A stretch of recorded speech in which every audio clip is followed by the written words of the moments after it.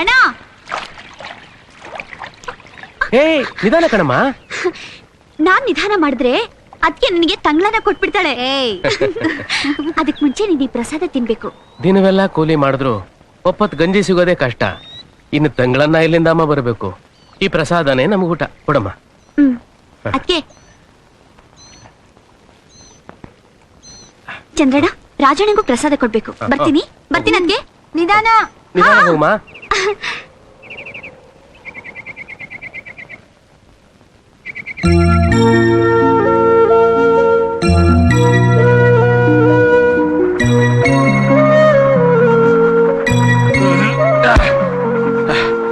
ರಾಜಣ್ಣ ಏನ್ಮಾ? ಪ್ರಸಾದ ಬೇಡಮ್ಮ, ತುಂಬಾ ಹೊಟ್ಟೆ ಹಸಿವಾಗ್ತಾ ಇದೆ.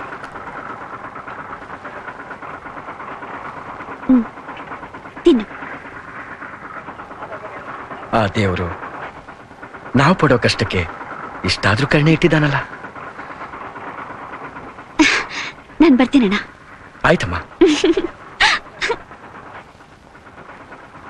ಏನಯ್ಯ ನೀನ್ ಕಟ್ಟೋದು ಗಳಗಂಟೆ?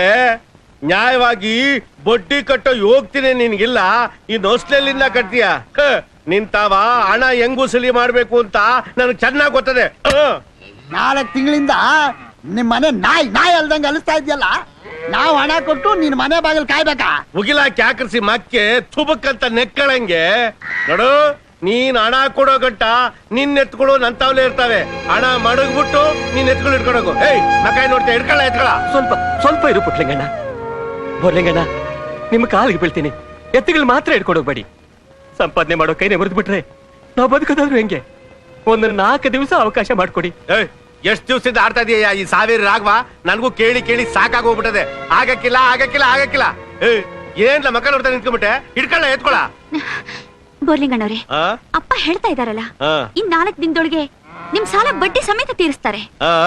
4 ದಿವಸ ಅಲ್ಲ, 40 ವರ್ಷ ಟೈಮ್ ಕೊಟ್ರು ನಿಮ್ಮಪ್ಪ ನನ್ ಸಾಲ ತೀರ್ಸಕ್ಕಿಲ್ಲ. ಅವ್ರು ತೀರಿಸ್ತಾ ಇದ್ರೆ ನಾನ್ ತೀರಿಸ್ತೀನಿ. ದಯವಿಟ್ಟು ಎತ್ತುಗಳನ್ನ ಬಿಟ್ಟು ಹೋಗಿ ಬೋರ್ಲಿಂಗಣ್ಣ. ಇದೊಳ್ಳೆ ಗಾಚಾರ ಆಗೋಯ್ತಲ್ಲ. ನೋಡ್ ಜೋತವ, ನೀನ್ ಹೆಣ್ಮಗ್ಳು ಶುಕ್ರವಾರ ಕೈ ಮುಗಿದ್ ಬೇಡ್ಕೊತಾ ಇದೀಯ ಅಂತ ಬಿಟ್ಟೋಯ್ತಾ ಇವ್ನಿ.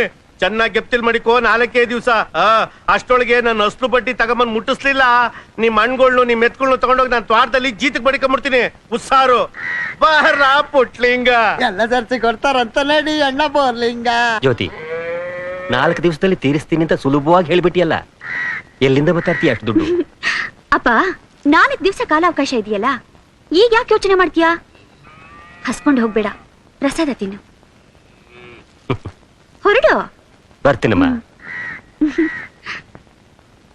ಅತ್ತೆ ತುಂಬಾ ಹೊಟ್ಟೆ ಹಸಿತಾ ಇದೆ, ಪ್ರಸಾದ ಕೊಡತ್ತೆ? ತಗೋಪ್ಪ. ಜ್ಯೋತಿ, ಯಾವ ಧೈರ್ಯದ ಮೇಲೆ ಮಾತು ಕೊಟ್ಟೆ ತಾಯಿ? ಅಷ್ಟೊಂದು ಹಣನ ಎಲ್ಲಿಂದ ತರ್ತೀಯಮ್ಮ? ಅಮ್ಮ, ಅಪ್ಪನಿಗಂತೂ ನನ್ನ ಮಾತಿನಲ್ಲಿ ನಂಬಿಕೆ ಇಲ್ಲ, ನಿನ್ಗೂ ಇಲ್ವಾ? ನೋಡಮ್ಮ, ಪ್ರತಿದಿನ ಮುಂಜಾನೆ ಎದ್ದು ಹಾಡು ಹೇಳಿ ಆ ದೇವರಿಗೆ ಸೇವೆ ಮಾಡ್ತಾ ಇದ್ದೀನಿ.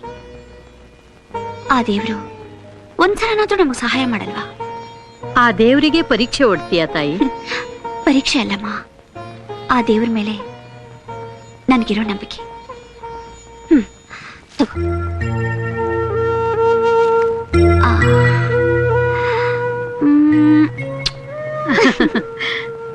ಹುಚ್ಚ ಹುಡುಗಿ.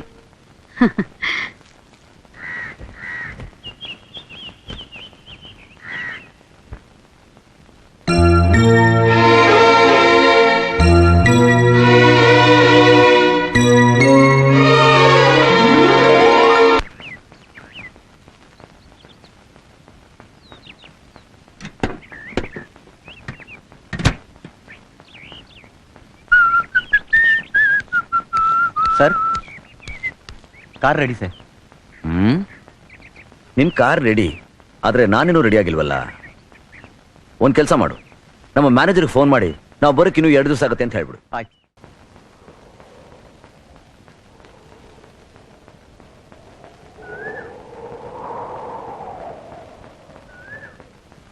ಹಾಡನ್ನ ಅರ್ಧಕ್ಕೆ ನಿಲ್ಲಿಸಬಾರ್ದು ಜ್ಯೋತಿ ಅವರೇ. ನನ್ನ ಹೆಸರು ನಿಮ್ಗೆ ಹೇಗೆ ಗೊತ್ತು? ಹೆಸರೇ ಏನು, ನಿಮ್ ವಿಷಯ ಎಲ್ಲ ನನಗೆ ಗೊತ್ತು.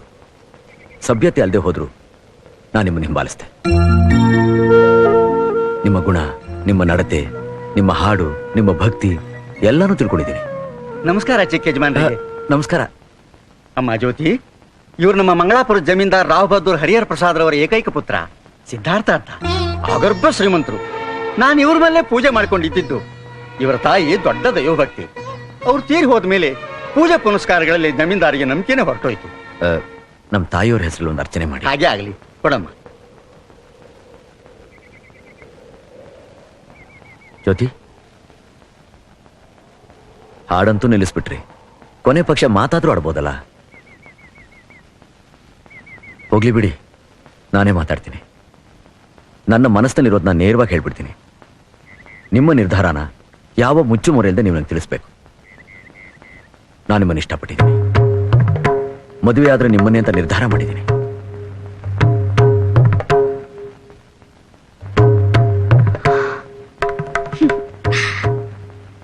ಆ ದಿಗಂತ ನೋಡಿ, ಭೂಮಿ ಆಕಾಶ ಒಂದಾಗಿರೋ ಹಾಗೆ ಕಾಣುತ್ತಲ್ಲ, ಅದು ನಮ್ಮ ಭ್ರಮೆ. ನೀವು ಆಕಾಶದಲ್ಲಿರೋರು, ನಾನು ಭೂಮಿ ಮೇಲಿರೋಳು. ಆಕಾಶದ ಎತ್ತರಕ್ಕೆ ಭೂಮಿ ನಿಂತ್ಕೊಳ್ಳಕ್ಕೆ ಸಾಧ್ಯನೇ ಇಲ್ಲ. ಜ್ಯೋತಿ ವಯಸ್ಸಿನಲ್ಲಿ ಚಿಕ್ಕವಳು ಇರಬಹುದು, ಆದ್ರೆ ಬುದ್ಧಿಯಲ್ಲಿ ಎತ್ತರಕ್ಕೆ ಬೆಳೆದಿದ್ದಾಳೆ. ಅವಳ ಮನಸ್ಸು ತುಂಬಾ ದೊಡ್ಡದು.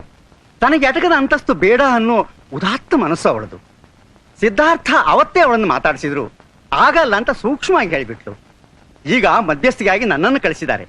ಮೊದಲು ನಿಮ್ಮನ್ನೆಲ್ಲ ಒಪ್ಪಿಸಿ ಆಮೇಲೆ ಅವಳ ಅಭಿಪ್ರಾಯ ಏನು ಅಂತ ತಿಳ್ಕೊಂಡು ಪ್ರವಾಸಿ ಮಂದಿರಕ್ಕೆ ಕರ್ಕೊಂಡ್ಬರ್ಲಿಕ್ಕೆ ಹೇಳಿದ್ದಾರೆ. ಅಪ್ಪ, ಜ್ಯೋತಿ, ಇಲ್ಲೇ ಇದೀನಿ ಬಾಮ್ಮ. ನಮಸ್ಕಾರ. ಏನಪ್ಪ? ರಾವ್ ಬಹದ್ದೂರ್ ಹರಿಹರ ಪ್ರಸಾದರ ಒಬ್ಬನೇ ಮಗ ಸಿದ್ಧಾರ್ಥ ಅವರು ನಿನ್ನ ಇಷ್ಟಪಟ್ಟು ಮದುವೆ ಆಗ್ತೀನಿ ಅಂತ ಹೇಳಿ ಕಳಿಸಿದಾರಮ್ಮ. ಅಪ್ಪ, ನಮಗೂ ಅವರಿಗೂ ತುಂಬಾ ಅಂತರ ಇದೆ. ಅವರ ಅಂತಸ್ತಿಗೂ ನಮ್ಮ ಸ್ಥಿತಿಗೂ ಸರಿ ಹೊಂದಲ್ಲ. ಅದವ್ರಿಗೆ ಗೊತ್ತಿದ್ದೆ ನಿರ್ಧಾರ ತಗೊಂಡು ನಿನ್ನನ್ನೇ ಮದುವೆ ಆಗ್ತೀನಿ ಅಂತ ಹೇಳ್ಕಳ್ಸಿರೋದು. ಅವರು ನಿರ್ಧಾರ ಮಾಡಿರಬಹುದು, ಆದ್ರೆ ಎಲ್ಲದರಲ್ಲೂ ಅವರು ನಮಗಿಂತ ಮೇಲಂತಸ್ತಿನಲ್ಲಿದ್ದಾರೆ.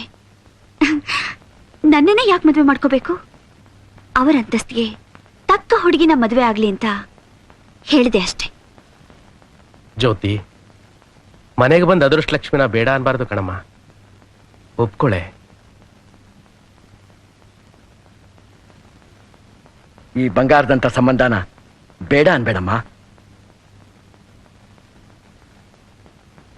ಜ್ಯೋತಿ, ನಿನಗೆ ಸರಿಯಾದ ಜೋಡಿನ ಆ ದೇವರೇ ಕಳಿಸಿದ್ದಾನೆ. ಬೇಡ ಅನ್ಬೇಡ ಕಂದ. ಜ್ಯೋತಿ, ಚೆನ್ನಾಗಿ ಯೋಚನೆ ಮಾಡಿ ಒಂದು ನಿರ್ಧಾರಕ್ಕೆ ಬಾಮ್ಮ. ಇಷ್ಟು ಜನ ಹೇಳ್ತಾ ಇದ್ರು, ನೀನ್ ನಿನ್ನ ಮಣ್ಣತನ ಬಿಡ್ತಾ ಇಲ್ವಲ್ಲ. ನೀನ್ ದಿನ ಪೂಜೆ ಮಾಡೋ ಆ ಶಿವನೇ ಅವ್ರನ್ನ ನಿನ್ನ ಮನೆ ಬಾಗಿಲಿ ಕಳಿಸಿದಾನೆ. ನೀನು ಸಿದ್ಧಾರ್ಥ ಅವ್ರನ್ನ ಮದುವೆ ಆಗೋದ್ರಿಂದ ನಿನಗೂ ನಿನ್ನ ತವರಿಗೂ ಒಳ್ಳೇದಾಗುತ್ತೆ ಕಣಮ್ಮ. ಹ್ಞೂ ಅನ್ನಮ್ಮ.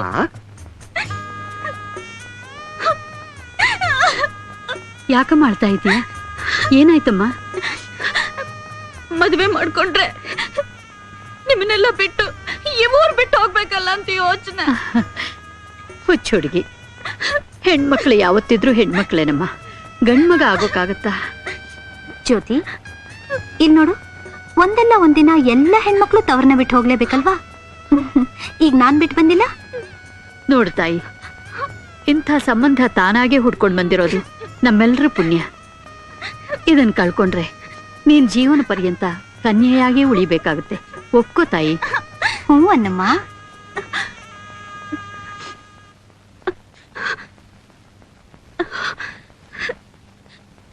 ನೀವೆಲ್ಲ ಸೇರಿ ಏನ್ ನಿರ್ಧಾರ ಮಾಡ್ತಿರೋ ಅದಕ್ಕೆ ನಾನ್ ತಲೆ ಬಾಗ್ತೀನಿ.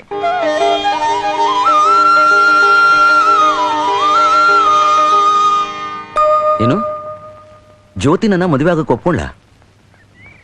ಮತ್ತ್ಯಾಕೆ ಇನ್ನು 2 ತಿಂಗಳು ಆಗಲ್ಲ ಅಂತ ಹೇಳ್ತಿದ್ದೀರಾ? ನೀವು ಶ್ರೀಮಂತರು, ನಿಮ್ಮ ಸರೀಕರಾಗಿ ನಮಗೆ ನಿಲ್ಲಕ್ಕಾಗಲ್ಲ. ಕೊನೆ ಪಕ್ಷ ಮಾಂಗಲ್ಯ ಮಾಡ್ಸಕ್ಕಾದ್ರೂ ಹಣ ಬೇಕೇ ಬೇಕಲ್ಲ. ಹಣದ ಬಗ್ಗೆ ನೀವೇನು ತಲೆ ಕೆಡಿಸ್ಕೋಬೇಡಿ. ಆ ಭಗವಂತ ಸಾಕಷ್ಟು ನನಗೆ ಕೊಟ್ಟಿದ್ದಾನೆ. ಎಲ್ಲ ಖರ್ಚು ನಾನೇ ಮಾಡ್ತೀನಿ.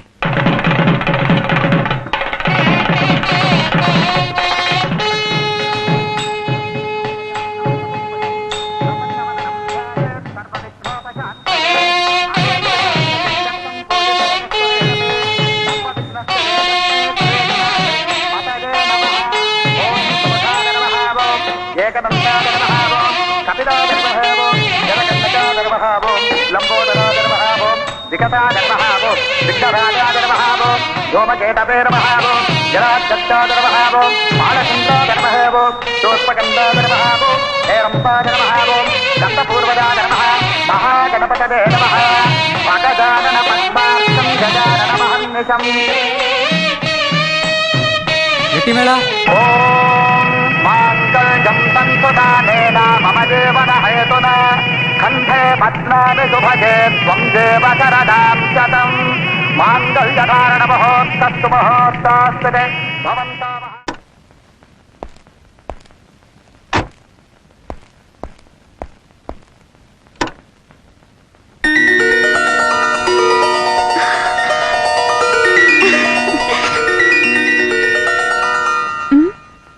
ಜ್ಯೋತಿ ನಿವಾಸನ? ಎಸ್. ಇಷ್ಟು ದಿವಸ ಈ ಮನೆಗೆ ಏನ್ ಹೆಸರಿಡ್ಬೇಕು ಅಂತ ಗೊತ್ತಾಗದೆ ಆ ಜಾಗನ ಹಾಗೆ ಖಾಲಿ ಬಿಟ್ಟಿದ್ದೆ. ನನ್ನ ಬಾಳ ಸಂಗಾತಿಯಾಗಿ ಯಾರು ಬರ್ತಾಳೋ ಅವಳ ಹೆಸರನ್ನ ಇಡಬೇಕು ಅಂತ ನನಗೆ ಆಸೆ ಇತ್ತು. ನಿನ್ನೆವರೆಗೂ ಈ ಹೃದಯ ಆ ಜಾಗ ಎರಡೂ ಖಾಲಿ ಇತ್ತು. ಈಗ ಎರಡೂ ತುಂಬಿದೆ. ನನ್ನ ಶ್ರೀಮತಿಗೆ ಇದು ನನ್ನ ಒಲವಿನ ಉಡುಗೊರೆ. ಕಮ್.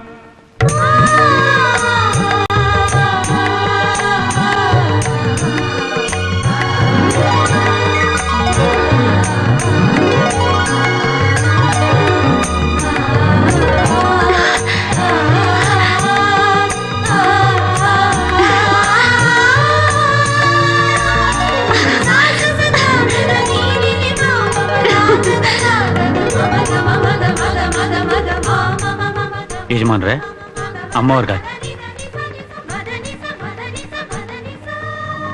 ಅಮ್ಮವ್ರೆ, ಯಜಮಾನ್ರಿಗೆ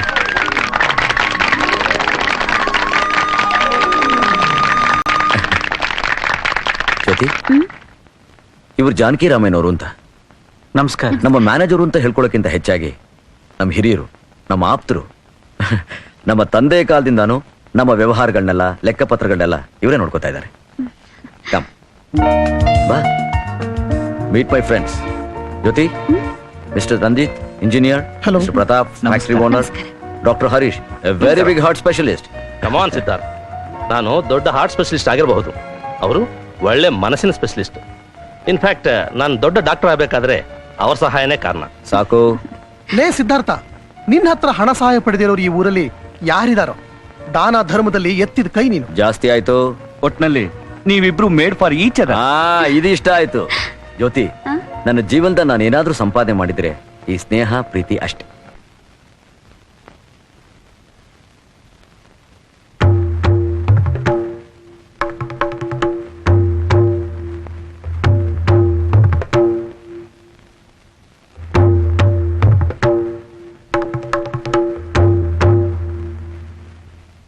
ಅಜ್ಜಿ ಅಜ್ಜಿ, ನಮಗೂ ಬಡ್ಸಜ್ಜಿ ಹಶ್ವಾಗ್ತಾ ಇದೆ. ಸ್ವಲ್ಪ ಇರುಕಂದ, ಬರ್ತೀನಿ.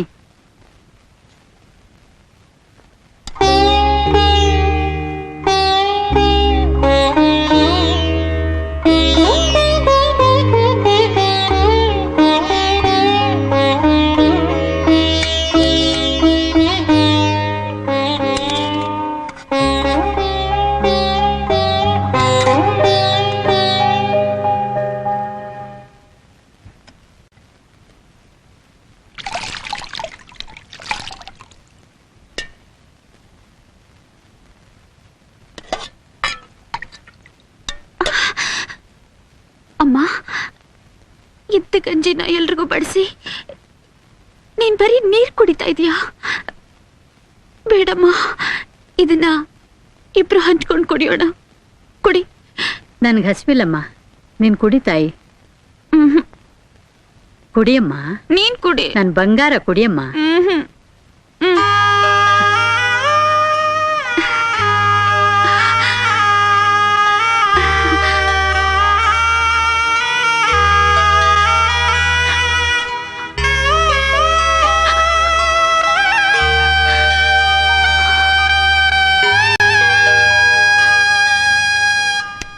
ಹಲೋ, ಏನು ಭಾವನಾ ಲೋಕದಲ್ಲಿ ವಿಹರಿಸ್ತಾ ಇದೀಯಾ?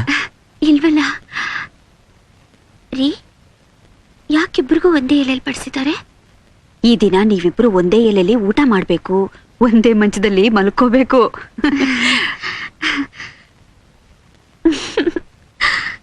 ಅಯ್ಯೋ, ಒಳ್ಳೆ ಸಮಯದಲ್ಲಿ ಕರೆಂಟ್ ಹೊರಟೋಯ್ತಲ್ಲ.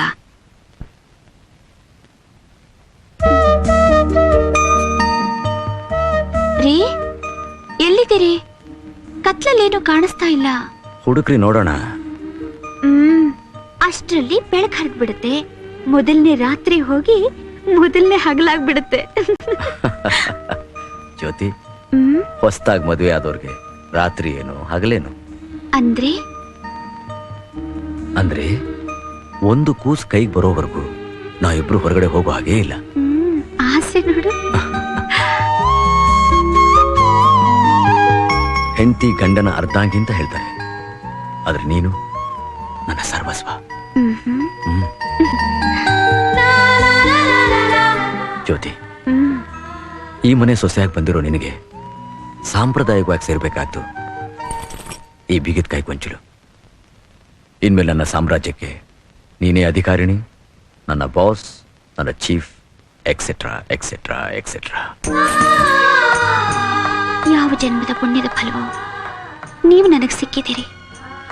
ಈ ಬೇಗದ ಕೈಯೇ ಹಕ್ಕು ಬಾಧ್ಯತೆ ಇದ್ಯಾವುದು ನನಗೆ ಬೇಡ.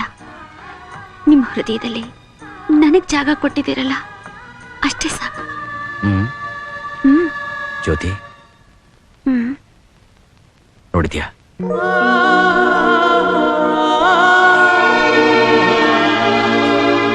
ನನ್ನ ಹೃದಯನ ಎಷ್ಟು ವಿಶಾಲವಾಗಿ ಬಿಚ್ಚಿಟ್ಟಿದ್ದೀನಿ. ಅದರೊಳಗಡೆ ನಾವಿಬ್ರು ಹೋಗಿ ಸೇರೋಣವಾ?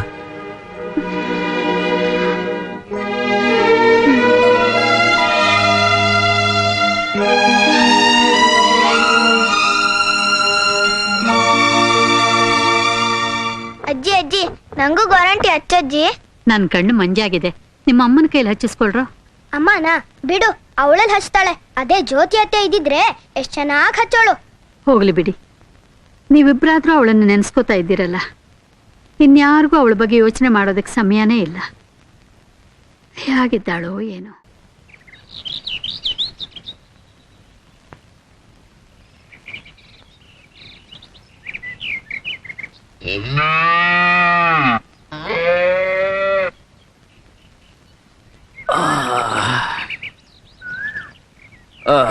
Good morning. ಶುಭೋದಯ. ಅಯ್ಯೋ ಬಿಡ್ರಿ, ನಾನು ಈಗ ತಾನೇ ಸ್ನಾನ ಮಾಡಿದ್ದೀನಿ. ಇನ್ನೊಂದ್ಸಲ ಸ್ನಾನ ಮಾಡೋಕ್ ಕಷ್ಟ ಆದ್ರೆ ನಾನೇ ಮಾಡಿಸ್ತೀನಿ.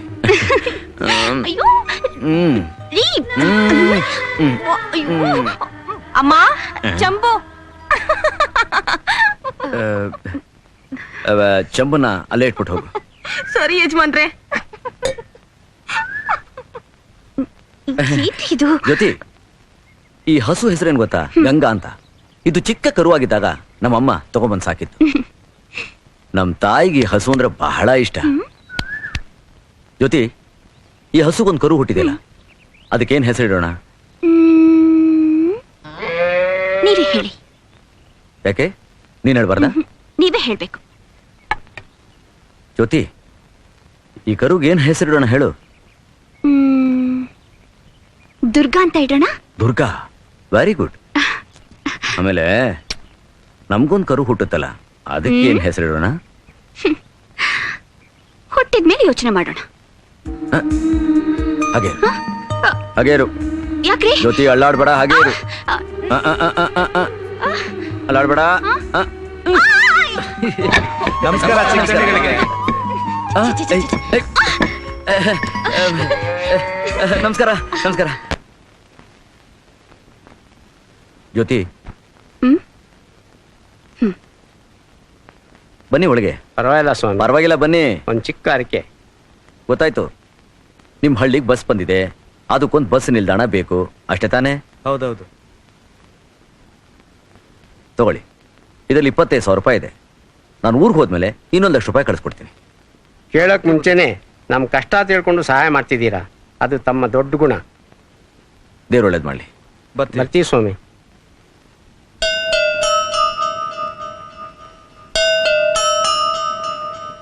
ಹಲೋ, ಏನು ಹಾಗೆ ನಿಂತ್ಬಿಟ್ಟಿದ್ಯಾ ನನ್ನೇ ನೋಡ್ತಾ? ಇಷ್ಟು ಒಳ್ಳೆ ಗುಣಗಳಿರೋ ನಿಮ್ಮನ್ನ ಪಡೆಯೋದಿಕ್ಕೆ ನಾನಿಷ್ಟು ಪುಣ್ಯ ಮಾಡಿದ್ದೆ. ಜ್ಯೋತಿ, ನಿಜವಾಗ್ಲೂ ಇದು ನನ್ನ ಅದೃಷ್ಟ. ಇಷ್ಟು ಸುಂದರವಾಗಿರು, ಇಷ್ಟು ಒಳ್ಳೆ ಗುಣ ಇರು, ನಿನ್ನಂತೋಳು ನನ್ನ ಹೆಂಡತಿಯಾಗಿ ಬಂದಿತ್ತು ನನ್ನ ಅದೃಷ್ಟ. ಹೊಗಳಿಕೆ ಸಾಕು ರೀ. ಈ ಮನೆ, ಈ ಜಾಗ, ಈ ಪಕ್ಷಿಗಳು, ಈ ಹೊಲ, ಈ ಗದ್ದೆ, ಈ ಹೂಗಳು, ಇದನ್ನೆಲ್ಲ ನೋಡ್ತಾ ಇದ್ರೆ ಸ್ವರ್ಗ ಅಂದ್ರೆ ಇದೇ ಏನೋ ಅನ್ಸತ್ತೆ. ಅದಕ್ಕೆ ಈ ಜಾಗಕ್ಕೆ ಶಾಂತಿಧಾಮ ಅಂತ ಹೆಸರಿಟ್ಟಿರೋದು. ಇಲ್ಲಿನ ಪ್ರಶಾಂತತೆಗೆ ತಕ್ಕ ಹೆಸರು ಶಾಂತಿಧಾಮ. ಮನಸ್ಸಿಗೆ ಎಷ್ಟು ಶಾಂತಿ ಇದೆ ಅಲ್ಲ. ನೀನು ಹೇಮಗಿರಿ ಜಾತ್ರೆಯಲ್ಲಿ ಎತ್ತಗಬೇಕಾದ್ರೆ ನನ್ನ ಹತ್ರ ಸಾಲ ಮಾಡಿದಲ್ಲಪ್ಪ, ತಗೋ ಅದ್ರದ್ ಪತ್ರ. ಅಲ್ಲ, ನಿನ್ ಸಾಲನೇ ತೀರಿಲ್ಲ, ಆಗ್ಲೇ ಪತ್ರನ ಎಲ್ಲಾನ ಉಂಟಾ? ಸಾಲ ತೀರಿಸಿ ಮುಟ್ಸೋವರ್ಗುನುವೆ ಯಾವತ್ತಾರು ನಾನು ಪತ್ರ ಕೊಟ್ಟಿದ್ದು ಉಂಟಾ? ಜೊತೆಗೆ ಈ 400 ರೂಪಾಯಿನೂ ಹುಷಾರಿಂದ ಇಟ್ಕೋ. ಇದೇನ್ ಬೋರ್ಲಿಂಗಣ್ಣ, ನನಗೊಂದು ಅರ್ಥನೇ ಆಗ್ತಾ ಇಲ್ವೇ? ಜಾಸ್ತಿ ತಲೆ ಕೆಡ್ಸ್ಕೋಬೇಡ ಶಿವರಾಮಣ್ಣ. ನಿನ್ ಮಗಳು ಜ್ಯೋತಿ ಅವಳಲ್ಲ, ನೀನ್ ಮಾಡಿ ಸಾಲನ ನನಗ್ ಬಡ್ಡಿ ಸಮೇತ ವಾಪಸ್ ತೀರ್ಸ್ಬಿಟ್ಟವಳೆ. ಬೋರ್ಲಿಂಗಣ್ಣ, ನೀವ್ ಹೇಳ್ತಿರೋದು ನಿಜಾನ? ತಿಟ್ಟವಾಗ್ಲು ಕಣಪ್ಪ, ಸುಳ್ಳು ಹೇಳಿ ನಾನು ಯಾವ ನರ್ಕಕ್ಕೆ ಹೋಗ್ಲಿ? ಲಗ್ನಾತಿನ ರಾತ್ರಿ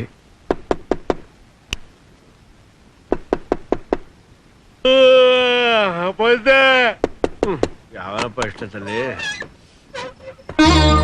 ಇದೇನ್ ಜೊತೆ ಎಷ್ಟೊತ್ತಲ್ಲಿ ನೀನು? ಒಳಗ್ ಬಾ, ಒಳಗ್ ಬಾ. ನಿಮ್ಮನ್ನೇ ನೋಡಕ್ ಬಂದೆ ಬೋರ್ಲಿಂಗಣ್ಣ. ಏನವ ಸಮಾಚಾರ? ಇದ್ರ ಬೆಲೆ 500 ರೂಪಾಯಿ ಇರಬಹುದಾ? ಜಾಸ್ತಿ ಇದ್ರೂ ಇರ್ಬೋದು. ಯಾಕೆ? ಬೋರ್ಲಿಂಗಣ್ಣ, ನಮ್ ತಂದೆ ಎತ್ತಿಗೋಸ್ಕರ ಮಾಡಿದ ಸಾಲ ಬಡ್ಡಿ ಎಲ್ಲ ತೀರಿಸ್ಕೊಂಡು ಬಾಕಿ ಹಣ ಅವ್ರ ಕೈಲೇ ಕೊಟ್ಬಿಡಿ. ಅಯ್ಯೋ, ಅದಕ್ಕೋಸ್ಕರ ಸರ್ವತ್ತಲ್ಲಿ ನೀನು ವಾಲೆ ಬಿಚ್ಕೊಡೋದ? ಅದು ಬಿಟ್ರೆ ಬೇರೆ ದಾರಿನೇ ಇಲ್ಲ. ನೋಡವಾ, ಉಳ್ದಿದ್ದಣ್ಣ ನಿನ್ ಕೈಲೇ ಕೊಡ್ತೀನಿ, ತಗೊಂಡೋಗಿ ನಿಮ್ಮ ಅಪ್ಪನ ಕೈಲಿ ಕೊಟ್ಬಿಡು. ಬೇಡಿ, ನಾನಿದ್ದಾಗ ಕೊಟ್ರೆ ಅವ್ರು ತಪ್ಪು ತಿಳ್ಕೊಳ್ತಾರೆ. ನಾನು ಊರ್ಗ್ ಹೋದ್ಮೇಲೆ ನೀವೇ ತಗೊಂಡು ಹೋಗಿ ಕೊಟ್ಬಿಡಿ, ಅವ್ರಿಗೆ ತುಂಬಾ ಸಹಾಯವಾಗುತ್ತೆ. ತಿರ್ಗಾ ನಮ್ಮ ಅಪ್ಪನಿಗೆ ತೊಂದರೆ ಕೊಡ್ಬೇಡಿ ಬೋರ್ಲಿಂಗಣ್ಣ. ಇಲ್ಲ ಕಣವ, ಇಲ್ಲ. ಬೆಳಿಗ್ಗೆ ನಾನು ಊರಿಗೆ ಹೋಗ್ತಾ ಇದ್ದೀನಿ, ನನಗೆ ಆಶೀರ್ವಾದ ಮಾಡಿ. ಅಯ್ಯೋ, ನೀ 100 ವರ್ಷ ಚೆನ್ನಾಗಿರವ. ಇದು ನಡೆದಿದ್ದು ಶಿವರಾಮಣ್ಣ.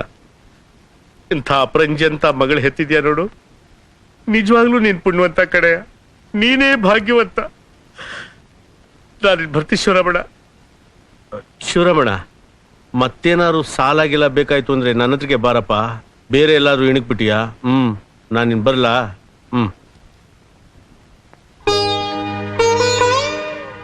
ನೋಡ್ದೇನವಾ, ನೋಡ್ದ್ಯಾ? ನನ್ನ ಮಗಳು ಬಂಗಾರ ಕಣವಾ, ಬಂಗಾರ. ಇಷ್ಟೊತ್ತು ಅವಳೇನೇನು ಆಡ್ಕೊಂಡ್ರಲ್ಲ, ಇದಕ್ಕೇನ್ ಹೇಳ್ತೀರಿ? ಇದಕ್ಕೇನ್ ಹೇಳ್ತೀರಿ? ಅಣ್ಣ ಅಣ್ಣ, ನೀನ್ ಈಗ್ಲೇ ಪೇಟೆಗೆ ಹೋಗಿ ಜ್ಯೋತಿಗೆ ನಾವು ಪಡ್ತಾ ಇರೋ ಕಷ್ಟನೆಲ್ಲ ಹೇಳಿ ಸ್ವಲ್ಪ ಹಣ ಸಹಾಯ ಮಾಡಂತ ಕೇಳೋಣ. ಸ್ವಲ್ಪ ಯಾಕೆ, ಜಾಸ್ತಿನೇ ಕೇಳಿ. ಏನಾದ್ರೂ ವ್ಯಾಪಾರ ಮಾಡೋಣ, ಸಾಲ ಅಂತಾನೆ ಕೊಡ್ಲಿ. ಏನ್ ಮಾತಾಡ್ತಾ ಇದೀರಿ ನೀವು? ಮದ್ವೆ ಆದ ಹೆಣ್ಮಗಳ ಹತ್ರ ಸಾಲ ಕೇಳೋದಾ?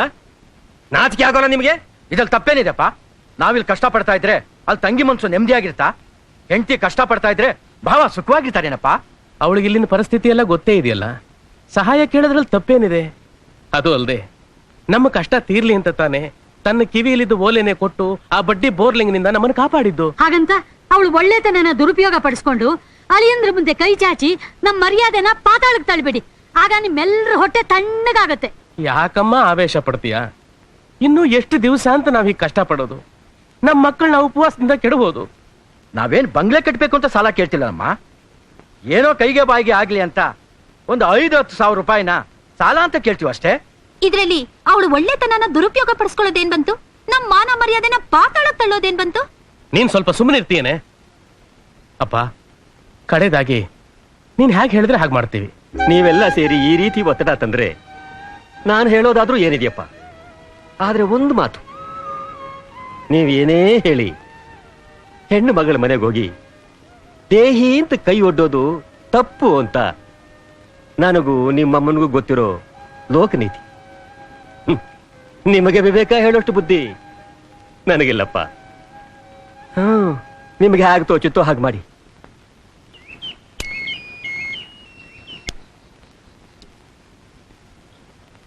ಏನೋ ಮಾತಾಡ್ಬೇಕು ಅಂತ ಹೇಳ್ತಾ ಇದ್ದೆ.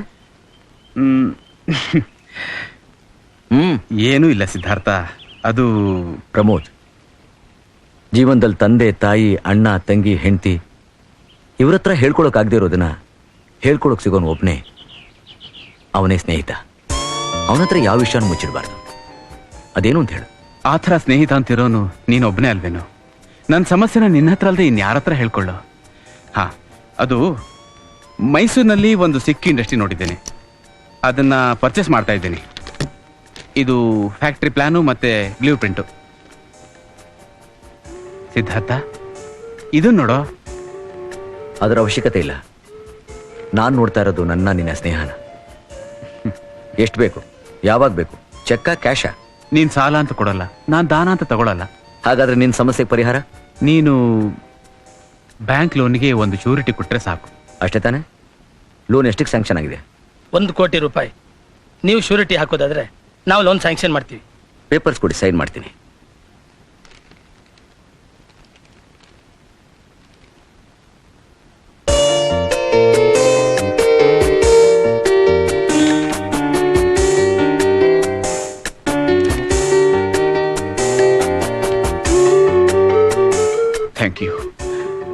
Thank you very much Siddhartha. ನಿನ್ ಋಣನ ಹೇಗೆ ಗೊತ್ತಿರ್ಲಿ? ಏಯ್, ಇದ್ರಲ್ಲಿ ಋಣ ಏನೋ ಬಂತು? ನೀನ್ ಚೆನ್ನಾಗಿದ್ರೆ ನನಗೆ ಅಷ್ಟೇ ಸಾಕು. I wish you all the best.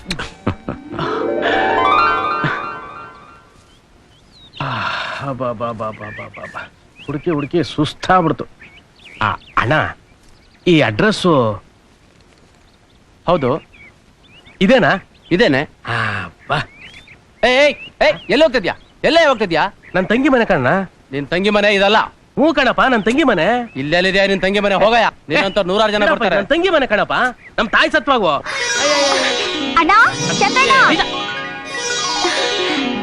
ಜ್ಯೋತಿ ಅವಳೆ ಕಣಪ್ಪ ನನ್ನ ತಂಗಿ, ಅವಳೆ.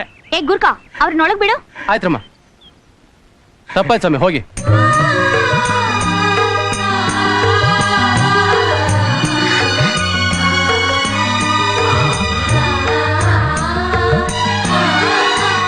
ಯಾಕಣ್ಣ ಅಲ್ಲಿ ನಿಂತ್ಬಿಟ್ಟೆ? ಒಳಗಡೆ ಬಣ್ಣ ಬಾ.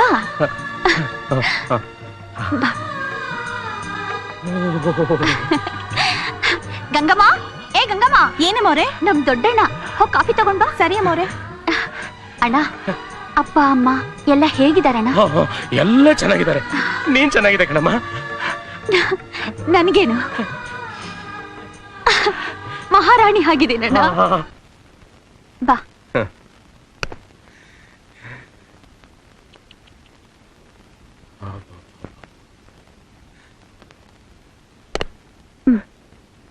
ತಗೋಣ, ಸ್ನಾನ ಮಾಡ್ಕೊಂಡ್ ಬಾ. ಹೋಗು.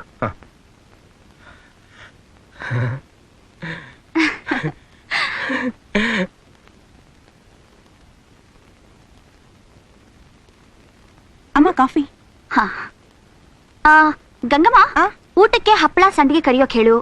ಹೀರೆಕಾಯಿ ಬೋಂಡ ಮಾಡೋದಕ್ಕೆ ಹೇಳು. ಹಾಗೆ ಟೊಮೆಟೊ ಸಾರು, ಶಾವಿಗೆ ಪಾಯಸ ಮಾಡೋಕ್ ಹೇಳು. ಸರಿ ಅಮ್ಮ. ಒಂದ್ ನಿಮಿಷ. ಯಾರು ಬಂದಿರೋರು? ಅಣ್ಣೋರ? ಯಾರು? ಗಂಗಮ್ಮ ಹೇಳ್ಬಿಟ್ಲಾ? ಗಂಗಮ್ಮ ಯಾಕೆ ಹೇಳ್ಬೇಕು? ನಿಮ್ ಮುಖದಲ್ಲಿ ತುಂಬಿಕೊಂಡಿದೆಯಲ್ಲ ಸಂತೋಷ, ಅದನ್ನ ನೋಡಿದ್ರೆ ಗೊತ್ತಾಗುತ್ತೆ. ಅಲ್ಲ, ತವ್ರ ಮನೆಯಿಂದ ಯಾರಾದ್ರೂ ಬಂದ್ಬಿಟ್ರೆ ಪಾಪ ಹೆಣ್ಣು ಮಕ್ಕಳಿಗೆ ಏನ್ ಆನಂದ, ಏನು ಸಡಗರ, ಅದೇನು ಸಂತೋಷ, ಅದೇನು ಸಂಭ್ರಮ. ಸ್ವರ್ಗ ಸುಖ. ಅಮ್ಮ ಒಂದ್ ನಿಮಿಷ, ಮುಖ್ಯವಾದ ಸಮಾಚಾರಕ್ಕೆ ಬರ್ತಿದ್ದೀನಿ. ನೋಡಿ, ಪುಸ್ತಕ ತಂದಿದ್ದೀನಿ, ಎಲ್ಲ ಅಕೌಂಟ್ ಇದರಲ್ಲಿ ಇದೆ. Account book? ಹೌದಮ್ಮ. ನೋಡಿ, ಯಜಮಾನರದು ದಿನೇ ದಾನ ಧರ್ಮ ಜಾಸ್ತಿ ಆಗೋಯ್ತು. ಅದವ್ರು ಒಳ್ಳೆ ಗುಣ, ಕೊಡ್ಲಿ ಬಿಡಿ. ಕೊಡ್ಲಿ, ನಾನು ಬೇಡನಲ್ಲ, ಆದ್ರೆ ಕೊಡೋದಕ್ಕೂ ಒಂದು ಇತಿ ಮಿತಿ ಅಂತ ಇರ್ಬೇಕಮ್ಮ. ನೀವು ಸ್ವಲ್ಪ ಹಿಡ್ತಾ ಮಾಡ್ಬೇಕು. ನೋಡಿ, ಅವರದನ್ನ ಇಷ್ಟಪಟ್ಟು ಮಾಡೋದು, ನಾವ್ಯಾಕೆ ಅದನ್ನ ಬೇಡ ಅನ್ಬೇಕು? ಅಲ್ಲಮ್ಮ, ಅವ್ರು ಕೊಡ್ತಾನೆ ಇರ್ತಾರೆ, ಇವ್ರು ತಗೊಂಡು ಹೋಗ್ತಾನೆ ಇರ್ತಾರೆ. ನಮ್ ಭವಿಷ್ಯದ ಬಗ್ಗೆ ಯೋಚನೆ ಮಾಡೋದು ಬೇಡವಾ? ಜಾನಕಿರಾಮಯ್ಯನವರೇ, ಈ ವಿಷಯ ನನಗ್ಯಾಕ್ ಬೇಕು? ನೋಡಿ ತಾಯಿ, ಮನೆಗ್ ದೀಪಾನೇ ಮಡದಿ ಅಂತಾರೆ. ನೀವು ಸ್ವಲ್ಪ ಮನಸ್ಸು ತಗೊಳ್ದೆ ಹೋದ್ರೆ ಈಗ ಬೆಟ್ಟದಷ್ಟು ಇರೋ ಆಸ್ತಿನೇ ಕರ್ಗೋಗುತ್ತೆ. ಬಾರಣ್ಣ, ಇವರು ನಮ್ಮ ಮ್ಯಾನೇಜರ್ ಜಾನಕಿ ರಾಮಯ್ಯನವರು ಅಂತ. ನಮಸ್ಕಾರ. ಇವರು ನಮ್ಮ ದೊಡ್ಡಣ್ಣ ಚಂದ್ರಣ್ಣ. ಸ್ವಾಮಿ, ನೀವಾದ್ರೂ ಸ್ವಲ್ಪ ಅಮ್ಮವ್ರಿಗೆ ಬುದ್ಧಿ ಹೇಳಿ. ನಮ್ಮ ಯಜಮಾನ ಇದಾರಲ್ಲ, ಅದೇ ನಿಮ್ ಭಾವರು, ಒಂದ್ ರೀತಿ ದಾನಶೂರ ಕರ್ಣ ಇದ್ದ ಹಾಗೆ. ಈ ಬರೋರೆಲ್ಲ ಅವ್ರನ್ನ ಹಾಡಿ ಹೊಗಳಿ ಸಿಕ್ಕಿದ್ದನ್ನು ಹೊತ್ಕೊಂಡು ಹೋಗ್ತಾ ಇರ್ತಾರೆ. ನಮ್ಮ ಯಜಮಾನಿಗೆ ಇದು ಗೊತ್ತಾಗಲ್ಲ. ಅಮ್ಮವರು ಹುಷಾರಾಗದೆ ಹೋದ್ರೆ ಹೇಗೆ ಹೇಳಿ? ನೀವು ಸ್ವಲ್ಪ ಹೇಳಿ. ಹೌದೌದು, ನೀವ್ ಹೇಳೋದು ಸರಿನೇ ಅಲ್ವೇ? ಜಾನಕಿ ರಾಮಯ್ಯನವರೇ, ನೀನ್ ಬಾರಣ್ಣ.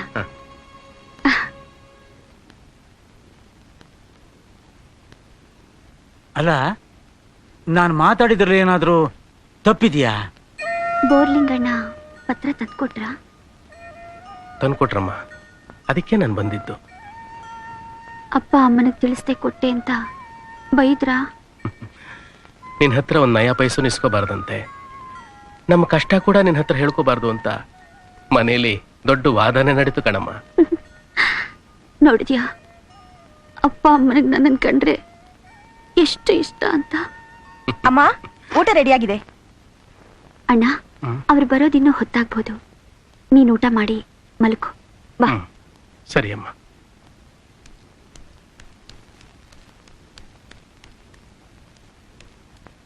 ಯಜಮಾನ, ನೀವು ಹೇಳಿದ್ದು ರೆಡಿ ಆಗಿದೆ ತಾನೆ? ರೆಡಿ ಆಗಿದೆ, ಬನ್ನಿ.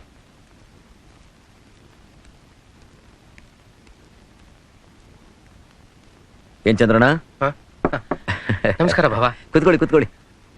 ನಾನು ರಾತ್ರಿ ಬಂದ್ರಿ ಅಂತ ಗೊತ್ತಾಯ್ತು. ಈಗಲೇ ಹೊರಟು ನಿಂತಿದ್ದೀರಂತಲ್ಲ, ಒಂದ್ 4 ದಿವಸ ಇದ್ಬಿಟ್ಟು ಹೋಗೋದಾಗಿತ್ತು. ಕೆಲಸ ಆಯ್ತು, ಅಮ್ಮ ಬೇರೆ ಕಾಯ್ತಾ ಇರ್ತಾರೆ. ಕುತ್ಕೊಳ್ಳಿ. ಜ್ಯೋತಿ, ರಾತ್ರಿಯಿಂದ ಒಂದ್ 4 ಪ್ರಶ್ನೆಗಳು ನನ್ನ ಕಾಡ್ತಾ ಇದೆ. ಉತ್ತರನೇ ಗೊತ್ತಾಗ್ತಾ ಇಲ್ಲ. ಆ ಪ್ರಶ್ನೆಗಳಿಗೆ ನೀವಿಬ್ರು ಉತ್ತರ ಕೊಟ್ರೆ ಒಂದು ದೊಡ್ಡ ಬಹುಮಾನ ಕೊಡ್ತೀನಿ. ಪ್ರಶ್ನೆ ಏನು ಅಂತ ಹೇಳಿ ಭಾವ. ಹೇಳ್ರಿ. ನನ್ನ ಮೊದಲನೇ ಪ್ರಶ್ನೆ, ತೀರ್ಸಕ್ಕಾಗದೇ ಇರೋ ಋಣ ಯಾವುದು? ಅಣ್ಣ, ಏನಣ್ಣ? ತವರು ಮನೆ ಋಣ. ದಾನದಲ್ಲೇ ಅತಿ ಶ್ರೇಷ್ಠವಾದ ದಾನ?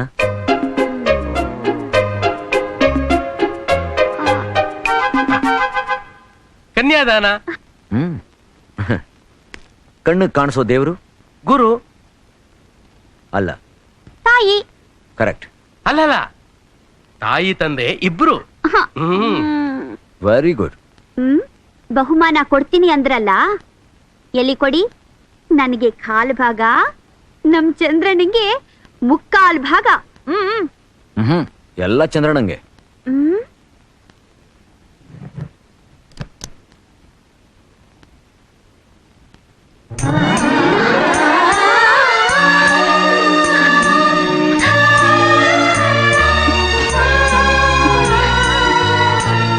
ನೀವೇ ಕೊಡಿ.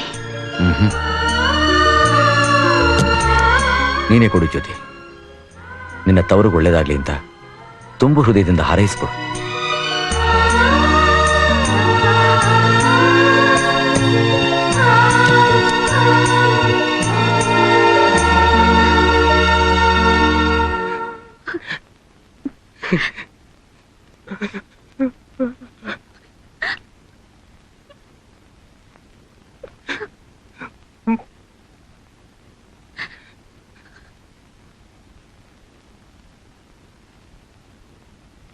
ಭಾವ, ನಾನೇ ನಿಮ್ ಹತ್ರ ಹಣ ಕೇಳೋಣ ಅಂತ ಬಂದೆ. ಆದ್ರೆ ನೀವಾಗೆ ಕೊಟ್ಟು ನಿಮ್ಮ ದೊಡ್ಡತನ ಅಂತ ತೋರಿಸ್ಬಿಟ್ರಿ ಭಾವ.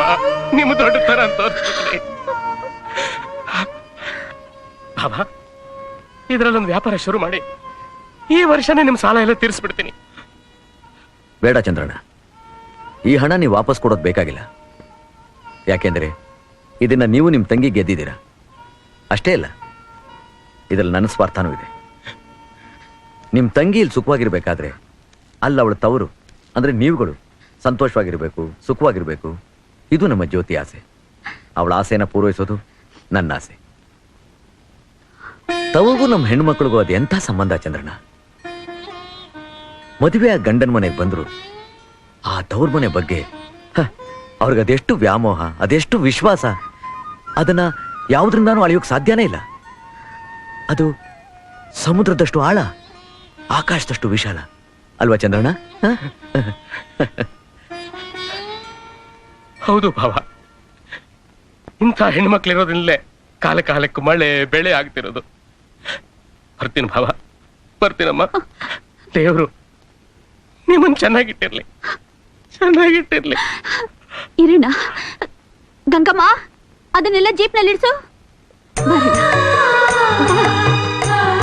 ಅಣ್ಣ, ಮನೆಯವ್ರಿಗೆಲ್ಲ ಬಟ್ಟೆಗಳಿವೆ. ಆಮೇಲೆ ಹಪ್ಪಳ, ಸಂಡಿಗೆ, ಉಪ್ಪಿನಕಾಯಿ ಎಲ್ಲ ಬಾಟ್ಲಲ್ಲಿದೆ. ಅಮ್ಮನಿಗೆ ತುಂಬಾ ಇಷ್ಟ. ಹುಷಾರು. ಆಮೇಲೆ ಹಣ್ಣುಗಳಿವೆ. ಅಪ್ಪನಿಗೆ, ಅಮ್ಮನಿಗೆ, ಮಕ್ಕಳಿಗೆಲ್ಲ ಕೊಡು. ಹೂವನ್ನ ಈಶ್ವರನ್ ದೇವಸ್ಥಾನಕ್ಕೆ ಕೊಡು.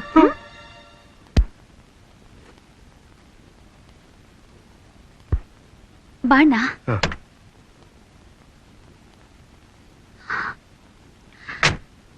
ಅಣ್ಣ, ಎಲ್ಲರನ್ನು ಕೇಳಿದೆ ಅಂತ ಹೇಳು.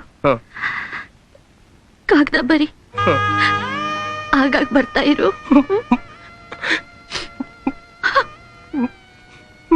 ಬರ್ತೀನಮ್ಮ.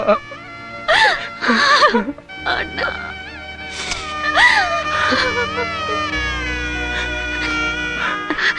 ಬರ್ತೀನಿ.